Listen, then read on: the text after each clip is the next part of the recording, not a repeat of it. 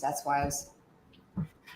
Hey, it's Dr. Sharon DeHope. How are you? So, we are here in Slayer Sparkle with another fabulous interview. And today I am so happy and excited to tell you about Karena Moss.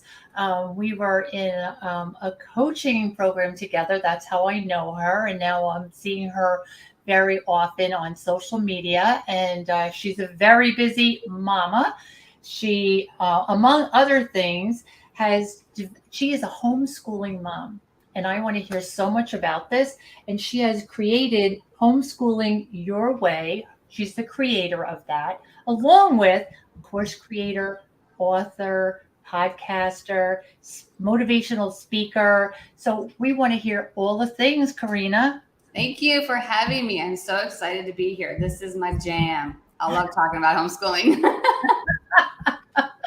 Well, good, because I'm sure my audience would love to hear about it. As I mentioned to you prior, I always really wanted to do it, but it was like not really a thing very easily done. So I want to hear about it. Homeschooling was never on my radar. I mean, at all. I was going to be the mom that, was mother of the year, room mom, PTA, all the things. And that's how we started out. My oldest went to kindergarten. Then my oldest daughter, she started in kindergarten, and we were sick all the time. And we knew that my oldest son was sick all the time.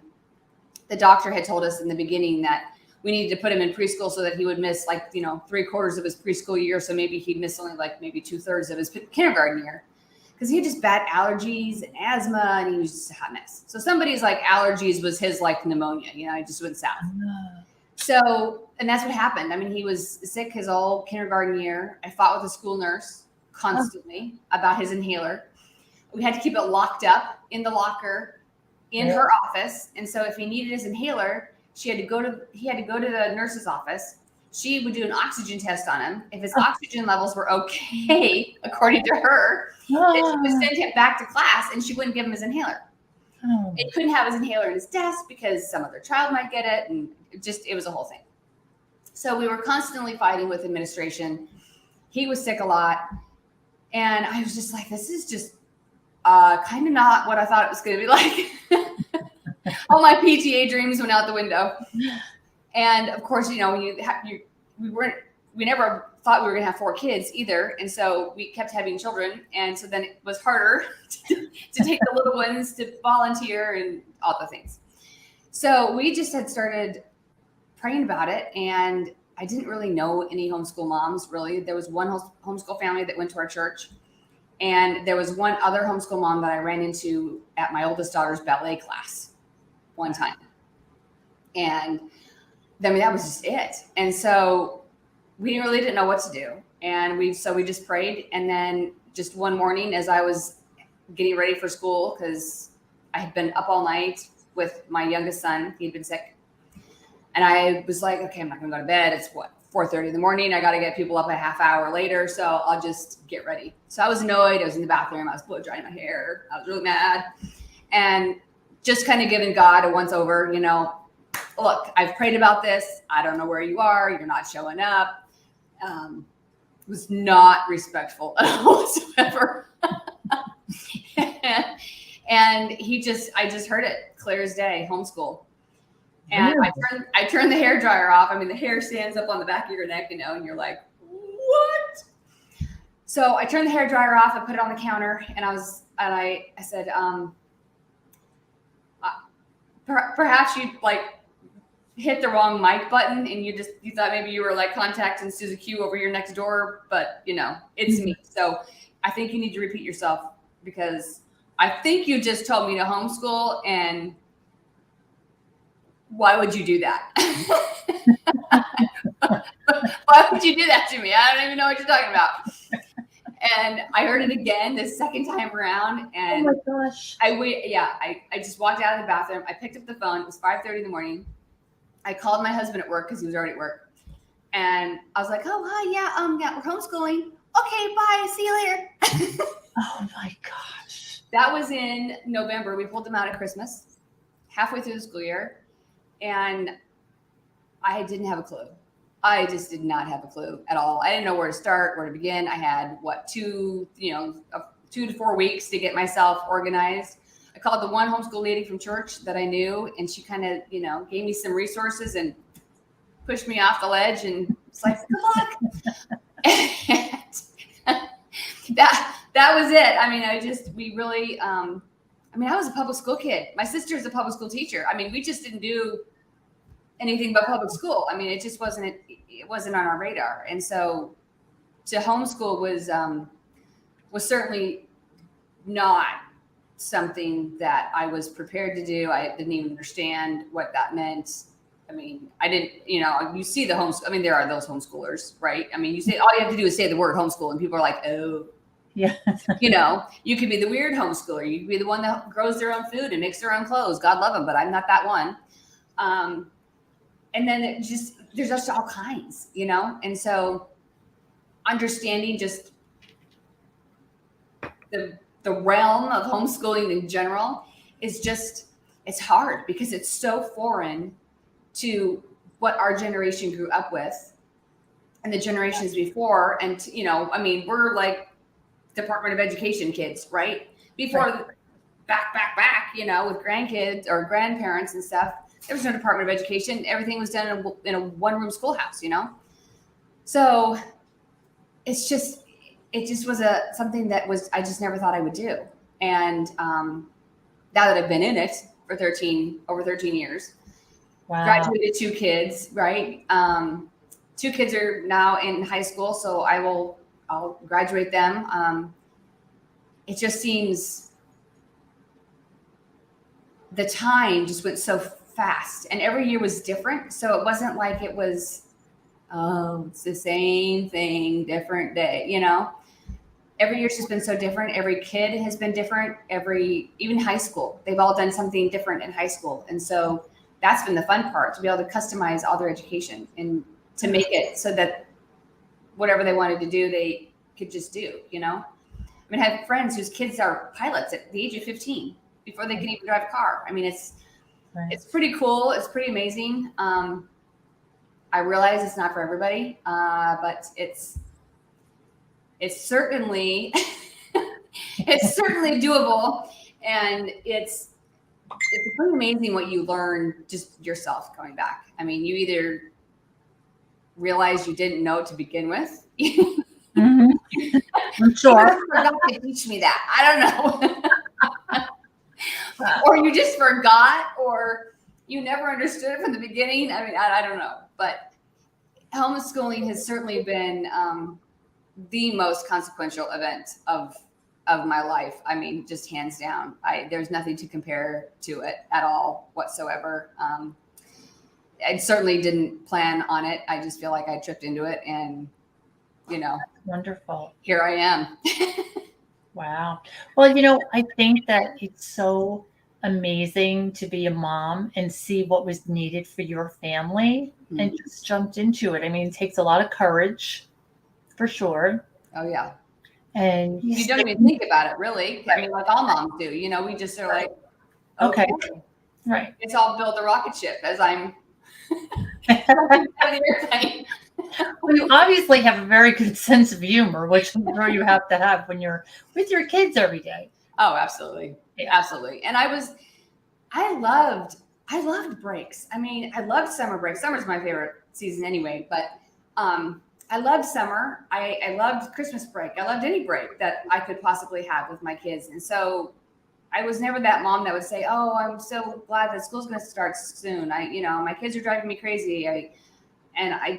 I just never connected with those moms, because I was like, I like my kids. I don't want to send them back. I miss them when they're not around, And that's one of the biggest questions I get asked, of course, is how do you get stuff done when your kids are never gone? Because they're not. You're never alone. But it just becomes a lifestyle, I mean, and they become so independent. That's the point, right? We want to raise them to be independent learners, to not rely on somebody showing them where the information is or point it out. They, should be able to they should be able to want to search out the truth and information and find it, for themselves. So That's great. That is so amazing because, like I said, I think that, when you send your kids off to school, you don't really know what their experiences are. no. And, there's a lot of social things that happen, there's moral things that happen. And I think a lot of parents worry about those things, even more so today than even when Absolutely. my kids went to school. And to think that you really know what's going on, I think that's more reinforcement for more and more parents to think about it. Right. Because you do have a lot of, say in how you're forming your children. I mean, we all try to form our children with values and, Right. the things that we believe in, but when they're out of your sight for 6 to 7 hours a day, it's hard. So Right. Absolutely. It is hard. And it's funny because my youngest daughter is she's a big basketball player. She wants to play in college. So we've played on a lot of teams. And we're usually the only homeschool team or the only homeschool family that's on the team. In the state of Virginia, it's illegal for homeschoolers to participate in high school sports. Yeah. So we're not allowed to play on, interscholastically. So we have to have our own teams. We're allowed to play on travel teams, AAU teams, but just not anything that has to do with the school system. So we played on a lot of AAU teams, but I think she was probably in fifth grade, I think. And one of the other moms on the team, she worked in the school system, and she had come to practice that night, and she was fairly upset. And she was sharing, she was like, I don't know what to do. My daughter has come to me and with this writing assignment that she's supposed to do, and she doesn't understand what the writing assignment is. And I was like, okay, so like, what's the problem? And the writing assignment that she was given was to write about the most popular or the most Googled word of the year for that year, which was the word they. Oh. And she didn't have any, she's like, the child was like, Mom, I have no idea what this even means. Why would they be Googled that often? And why is it a big deal? And what's going on? And so her mom was like, I can't believe that they did that. We haven't even talked with her about this yet, blah, blah, blah. And what I found to be so interesting was that my kid knew what that was, because we had played on teams in 5th grade that had transgender kids on those teams. So we'd already been playing against those kids at that young age. So we'd already experienced that already. But yet somehow a public school kid, you think, well, that's really strange that they hadn't run into that yet. But yet somehow that writing assignment that the teacher apparently didn't even know had been assigned. It was just kind of part of the, however they do it with assignments now in Google. Oh, I don't even know. I don't even know what they do, right? The Google assignments or whatever. When it comes to, she didn't even know it had been assigned. Oh my goodness. That particular topic had even been assigned for the writing. And so it just was an interesting comparison of public and homeschool, and which kid knows more. I mean, because we're always accused of, oh, well, you're so sheltered and you shelter your kids, and you don't talk to your kids about anything, and they don't know anything about the real world, and just blah blah blah. But in that instance, I was like, she's in 5th grade. I don't know how she hasn't run into anybody yet that has questioned her belief system or anything that you guys are teaching or not teaching at home. It was amazing to me that hadn't been brought up yet. And so her next question to me obviously was like, well, you've talked to your kids about this? And I said, well, of course I've talked to my kids about this. All you have to do is go to the store and questions happen. oh, why does such and such look the way they do? Or, what's going on? Or why does so-and-so believe this versus this? And, my friend told me about this religious ceremony and, what does that mean? And it just seems so obvious that you would have to have those conversations, at home. And I think homeschooling just makes it more obvious that you have those conversations at home. Clearly, public school, private school, charter school, whatever school you're doing, you having those conversations with your kids, at home. Of course you are. Homeschooling is just, those conversations on steroids. And you have the interaction. Nobody introduces it to them but you. Yeah. And the thing is, too, you also have very nice interaction with the other age groups in the family. Not all the time, but even just some of the time has to be really wonderful. Yeah. And the younger kids are obviously going to pick up from the older kids much sooner. What's, wait a minute. What is that? What are you talking about over there? And I mean, that's happened. I don't know how many times, my youngest kids have learned things way sooner than my older kids did, just because in the course of conversations during the day or a biology lesson or whatever, they're like, what does that mean? What is that? What's going on? And you're like, oh, Lord. I wasn't prepared to have this conversation today. I love that. That's so great. But being able to think on your feet and figuring it out. Right. Oh, right. And, the older kids kind of rally around and, kind of help. And they know that, they'll always kind of look to you of, well, how much would you like to share? I love your story. Mom. I love your story. You must have a fabulous family. That's wonderful. The kids get along. They really do. Their socialization is always one thing that comes up, for homeschoolers. And, I mean, I can see if you had an only child, the concern would be real. But your kids are each other's friends and mentors and tutors and, everything else. My oldest son was fantastic at math. I mean, fantastic. He started tutoring at the age of 15 for a tutor company in town. And even to this day, he's kind of passed the baton. He would tutor my oldest daughter if she had a question. They would ask Simon. They wouldn't even ask me. They would ask Simon, and then now they ask Isabel. Well, then now they ask Emma. Well, and now, so it's kind of been passed down, and now it's kind of become a joke in our family where, it's like, well, everybody needs a Simon. I love that. That's great. Yeah. And it's, and each kid seems to have their own strength too. His was math, Yeah. My oldest daughter, she's so good at writing. And Simon is very good at writing, but his is very technical and very research-based, whereas hers is something different. Mm-hmm. Emma's my creative writer. And so she will just beautiful stories and, whatever. And so it's just, each kid certainly has just different talents, different strengths that they're able to help and share with their siblings. And that's, that's wonderful. That's great. I mean, you talk about, they're just all the peers, that you could ever have in any subject. Somebody's got to be good in it. Someone in this house has got to be good at something.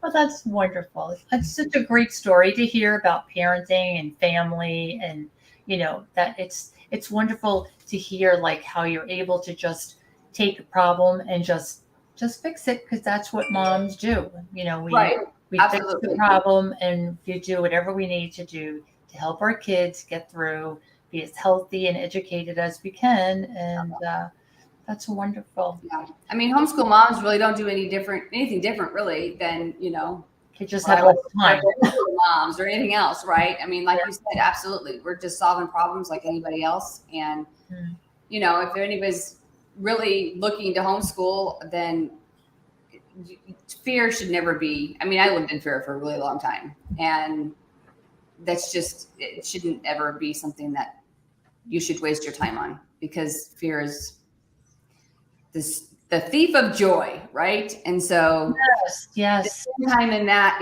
camp is just Yeah. Fear of anything is really it's so useless. Yeah. It's better to be in gratitude and love, self-love, and then you can do so much more for Absolutely. yourself first and then for others. So Right. clearly you have done that. So Well, and education just in general. I mean, there's the love of learning anything, anything and everything. And just, of course, we're Christians. We've been raised in the church, and just showing the love of Christ to everybody, and being a servant and having that servant heart to each other and to others, and being part of the community. And sure, there's homeschoolers out there that have their own separate communities, and that's good. But I'm also not of the belief that, homeschoolers should only stay in the homeschool camp. I mean, yeah, it sounds like you integrated into the right. I don't feel like I need to be over here and you need to be over here. And, I just, it's just another way that we've decided to educate. And most of the time people don't even know we homeschool, when we show up. It sounds like you've really knocked down a lot of myths today of what people kind of have in their mind about what it would be like and what a family would be like. Because I know some families, but they kind of went into this more group setting. Right. So, which is like more of a controlled family of people. But, what you did is so unique. And so it's just another example of how a family and a mom can just take control and do her family the way she wants to. And that's so powerful. Yeah, absolutely. You don't have to be part of a community or a co-op I mean, they're great. And the people that run them and attend and love love them is just, it's fantastic, but it's certainly not the only way to be able to homeschool, because it just doesn't work for everybody. I mean, our family schedules are so different and interests are so different. Mm-hmm. And it all depends. I mean, you've got accelerated learners, you've got kids that, have trouble learning because of different issues. And so it's just, there's so many variables on how or why a co-op or some sort of, like you said, a controlled learning environment would work or not work. And that seems to be the push. I see a lot of that happening on social media, and it's kind of the push, find your community. And that's great and all, because I mean, but that's just a mom. That's just being a mom in general, I mean, it's like telling a mom to find your community. Oh, you're a mom, you better find a community. Or you're not going to make it, as a mom. And I mean, that's just silly. I mean, sure, you're going to find homeschool friends, but that doesn't mean you can't have, public school friends and vice versa. And, My kids attended Catholic school in our small town. I opted for that because I wanted something very small. Right. Because I went to a Catholic school I'm from Brooklyn, but it was a very small, but we had 2 grades per class. Oh, wow. Okay. 2 classes per grade, sorry. And the one my kids went to was only 1 class per grade. Okay. Very, very small school. Yeah. Yeah. But it was what I wanted for my kids, and we had a lot of access to going into the classroom and volunteering. I mean, It's very different than it is today. Yeah. You have to be fingerprinted, which I don't disagree with, but I'm just saying it was much more flexible for us. Yeah. So I felt very hands-on and I knew everybody. So, for my situation, it was what I wanted. Absolutely. As opposed, but then it was my kids played sports with some of the kids in town, and sometimes they were in the school. So like you're saying, it was a mixture of what I thought was best for them. Yeah. And, sometimes you have to make those tough choices and you just, but I still see some of the moms around town when I go back there, and they're just like, hey, our kids played sports together, even though they didn't go to school together. And Right. so, Right. it's just different. Right. It's just right. If you move and they redistrict and all of a sudden, you're in a different district than people. Yeah. But no, I think it's, you brought up the access problem. And, I totally agree. I mean, when my kids first started school, from when I pulled them out, and that was just a couple of years. I mean, it went from, I would just walk in and, hey, I'm here to volunteer. And where we were, they had like the California style school where they had that doors on the outside. So it was outside access. And by the time we pulled them out, 2.5 years later, it was, you had to enter through the office. They took your ID when you came in. Nothing was locked yet, but of course that was coming next. We did have a couple lockdowns just because we were so close to the border. They had a lot of high speed chases with guns and weapons and drugs and all kinds of stuff. So that was good times.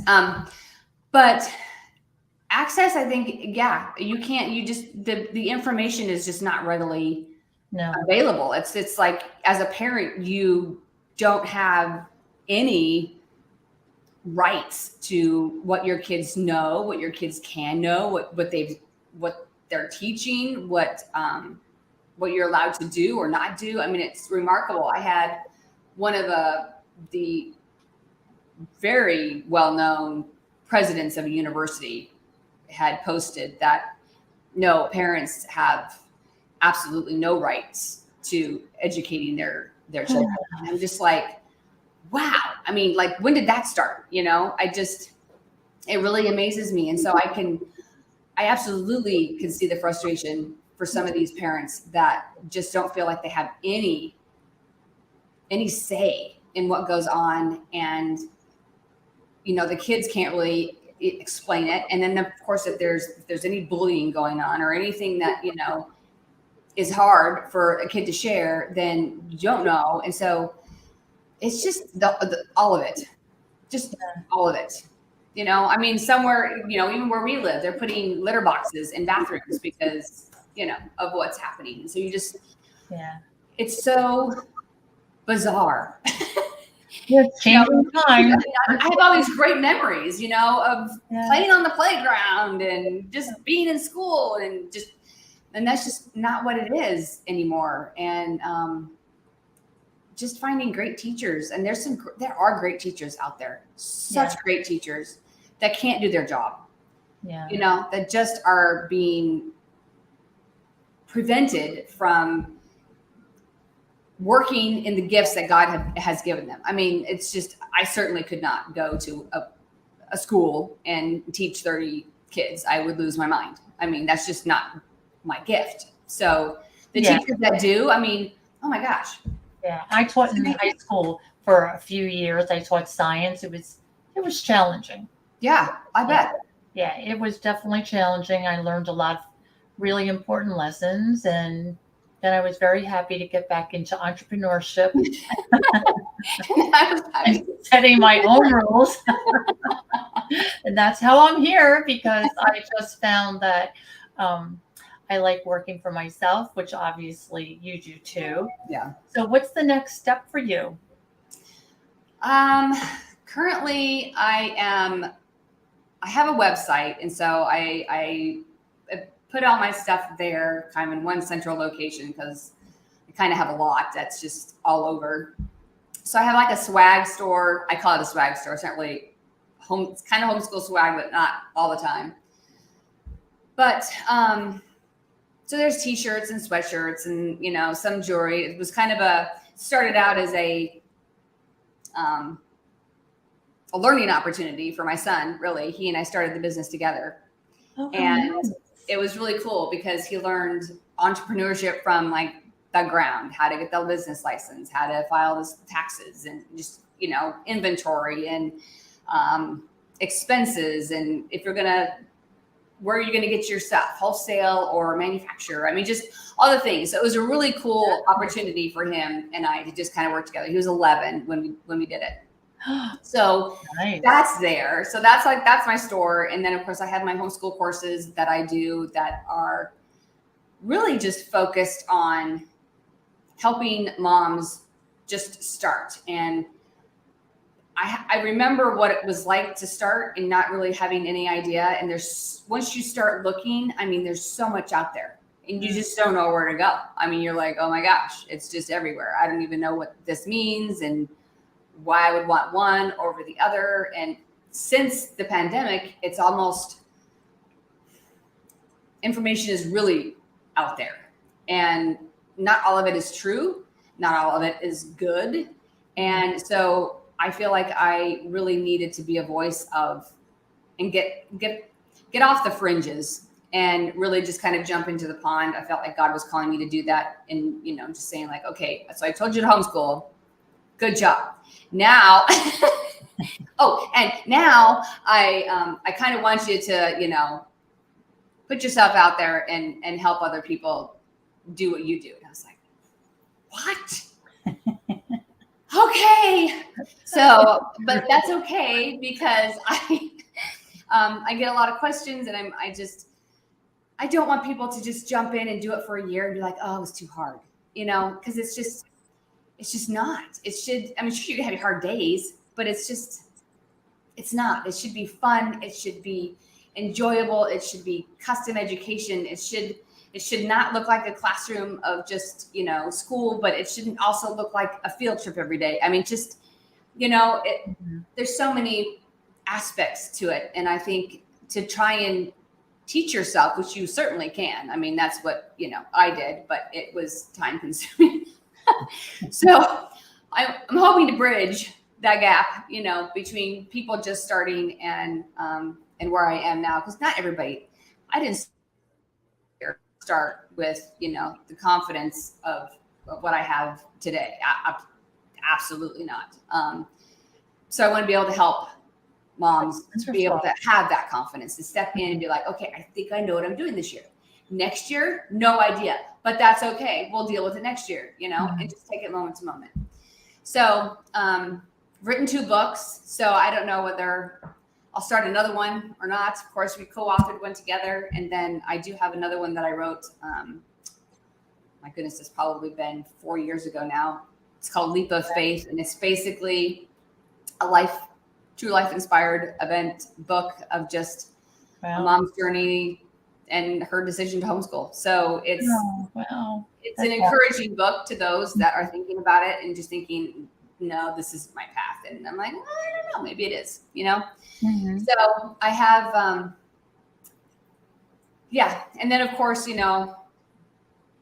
it's coming up soon and I'm like, wow, I can't believe how fast it's coming up. But the other goal that I kind of have in the back of my mind is to just help homeschool moms find their next chapter, step into their next chapter. Whatever that looks like, whether it's starting a business, whether it's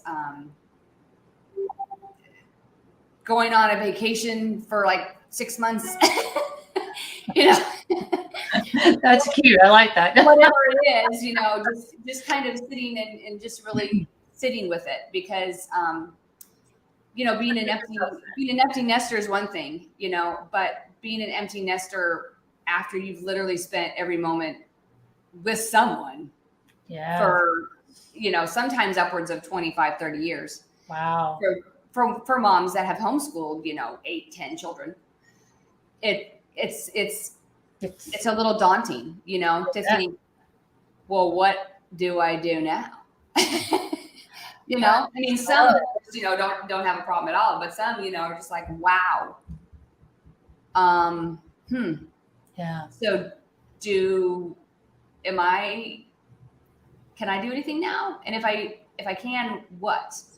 And where does my life take me now? Because you're so into it all the time. And there's that path all the time, Yeah. Educate, rinse, repeat, educate, rinse, repeat, So that when you're done, you're like, okay, wow. Well, now what? It's like, it's retirement, except nobody pays you. There's no benefits when you retire, except they're all gone. Right. So that's kind of my end goal, is to help moms through, and not just ending when, the ink dries on your last diploma that you officially signed, but to really know that, it's not over. I mean, sure, that journey is over, and it should be, it shouldn't be a constant lifelong homeschooling experience. The journey should end, but at journey's end, what do you do? The next chapter. Yeah. The next chapter. And because there is an act 2. There has to be an act 2, for Pete's sake. I mean, every play has an act 2. So this is your act 1, and while you're in it, be in it and enjoy it, and don't wish it away, because it goes by. Yes. Right? So fast. So fast, in a blink of an eye. And so, and start planning for act 2 sooner rather than later. Mm-hmm. Put a plan in place for it. Right. So you have a goal, you have something out there, you have something to look forward to, because if there's nothing to look forward to, because I tell you what, signing that diploma the first 2 times, I get you. You're like, okay, I'm going to do this 2 more times, but that's it. Yeah, you see an end in sight. No, even when you're, like you said, just when your kids are going off to college, it's very traumatic for many, many families, especially the moms who've been there all the time. And for you, it's just so much more intensive. It's intensified. Right. So much more. Right. So, and to hear your kids, and people are like, so where do you go to school? And you just heard it for years. Oh, I homeschool. And then of course you wait for the response. But now, my 2 oldest are, oh, where do you go to school? And they'll say, and I'm like, wait, oh yeah, that's right, you do go there. Oh yeah, I'm done. So it's just different, and they might move back in, they might live here for a little bit, but it's just not the same. No, it's not the same. It's never the same. No, I mean, right. It's never the same. You're not doing what you are doing. Yeah. Yeah. And it's as it should be. You've hopefully, raised independent kids, and that's what they should be doing. But plus it's good. It's good for your kids to see you have dreams and plans and goals, and just, know that there's life after, Yeah. So they don't feel bad about leaving you. Yeah, exactly. They're like, they can feel bad a little bit. I know. My youngest always says, you and Dad should go do fun stuff. I said, well, we're already doing fun stuff, but we also want to be productive. Right. So we just keep evolving and adding things. And I'm a lifelong learner. Right. So absolutely. Be productive and available. There's nothing wrong with that. And seeing, let's stretch ourselves a little bit more and see what else we can do. And why not? Because being busy, not just busy work, but being busy with things that really get your attention. And absolutely. That's how I got into coaching, and because I feel the same way. Like, what's your next step? There's always room for more. I love the stories of like Colonel Sanders. He was 65 when he and I'm like, oh yeah, that's me. Let's do the next new thing. So well, I think there's a reason for it. We can't. We can. And I think it's wonderful that you have all this knowledge of being a homeschool mom, ready to take this on, because you really know what they're struggling with, as opposed to just a mom whose kids have been in school. So it's so much, it's a really good resource to be there and, really help them through whatever struggles they're having. Right. Absolutely. So where can we find you? I'm on all the social channels. So you can find me on Pinterest. I'm on Facebook. There is a group that you can join. It's called Homeschooling Your Way. That's my Facebook group. Okay. And of course, just a personal profile. And then I'm also on Instagram. Mm-hmm. And my website is KarenaMoss.com. And I think we'll probably put there'll be a freebie that you can sign up for in the show notes. And so you will get it's called Jumpstart to Homeschool. And it's a little ebook that's a free ebook that kind of will give you a little bit of information on how to start. And then, of course, if you want the full ebook, that is also available. So it's the whole Road to Homeschool ebook. And Well, thank you, Karena, for enlightening us so much, because I really had no idea of your story. I knew you were a homeschooler, but it's a fascinating story. And I really appreciate you taking the time to come on. And we will drop all the links in the show notes. And I look forward to seeing you on social media. Great. I appreciate it. Thanks, Sharon. Thank you so much. Bye.